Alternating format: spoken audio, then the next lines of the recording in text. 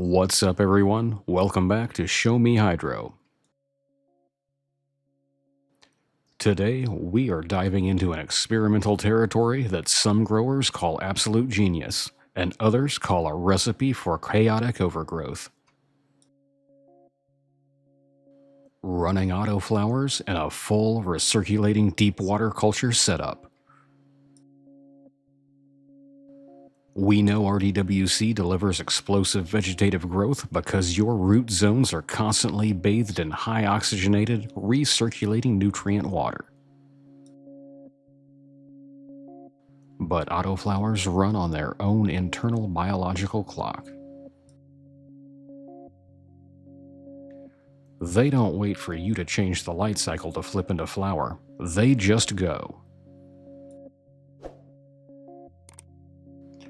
What happens when you combine that hyperspeed life cycle with the raw horsepower of an RDWC system? Let's talk about what to expect, speculate on the wild possibilities, and get you ready for your first run. First, let's speculate on the growth dynamics. When you plant an autoflower in soil or cocoa, it spends the first few weeks establishing a root base. In RDWC, those roots hit the oxygenated water and just hit hyperdrive. Because of that, here is my first major prediction. Because the roots have zero resistance and instant access to nutrients, the vegetative phase, even though it's short, is going to be incredibly explosive. You might end up with autoflowers that shatter the standard compact plant stereotype and absolutely take over your tent. But it's not all smooth sailing. Here's the risky side we need to watch out for. With photoperiod plants, you control when they switch to bloom, allowing you to flush the system and change your reservoir to a heavy flowering nutrient mix. With autoflowers, they might start throwing pistils while they are still stretching aggressively. If your RDWC reservoir is full of high nitrogen grow nutrients when the plant decides it urgently needs phosphorus and potassium, you can trigger a sudden nutrient lockout or stunting. Because a mistake in RDWC hits the plant instantly, timing your reservoir changeovers is going to be your biggest hurdle.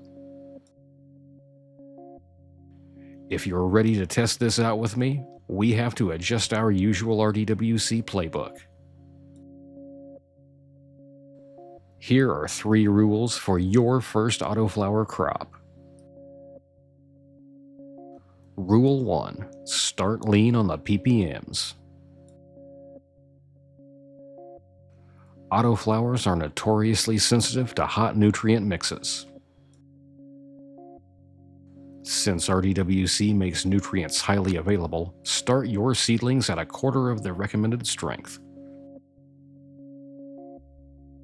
You can always dial it up, but if you burn an autoflower early, you lose precious days of its fixed vegetative life cycle that you can never get back.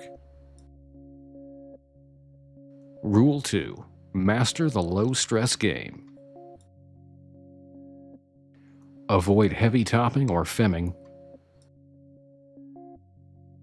Every time you cut an autoflower, it pauses to recover. Instead, rely completely on low-stress training, LST, or a scrog net to pin those branches down as they explode upward out of the buckets. Rule 3. Keep a deep reservoir. Autoflowers drink a massive amount of water once that root system fills the bucket. A recirculating system is great for stabilizing your pH and EC, but keep an eye on your water levels so your pumps never run dry. Managing the environment is going to be key to keeping these fast-moving plants happy. You'll want to rely heavily on environmental controllers to keep your temperature and humidity tracking perfectly alongside your vapor pressure deficit, or VPD, targets.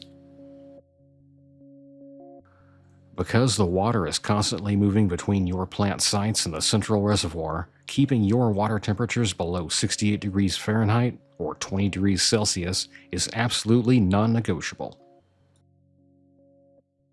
Warm water holds less dissolved oxygen, and in a high-speed autoflower run, Pythium will ruin the experiment before it even starts. Use a water chiller if you have to, and keep that air pump pushing maximum oxygen into the root zone. This run is going to be a wild ride of speed and scaling. Will they yield massive monster flowers, or will the fixed timeline catch us off guard?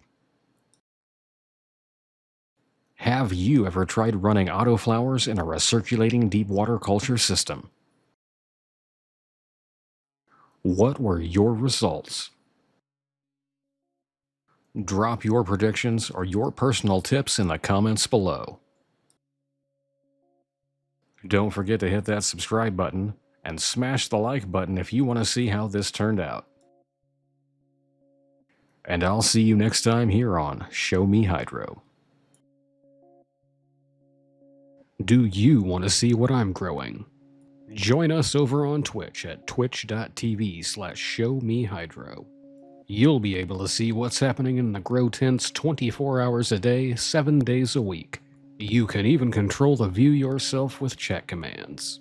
The live stream can also be viewed on the new Show Me Hydro Live YouTube channel, as well as Kick and Rumble if you prefer those platforms. So join us live from the grow tent. I hope to see you there.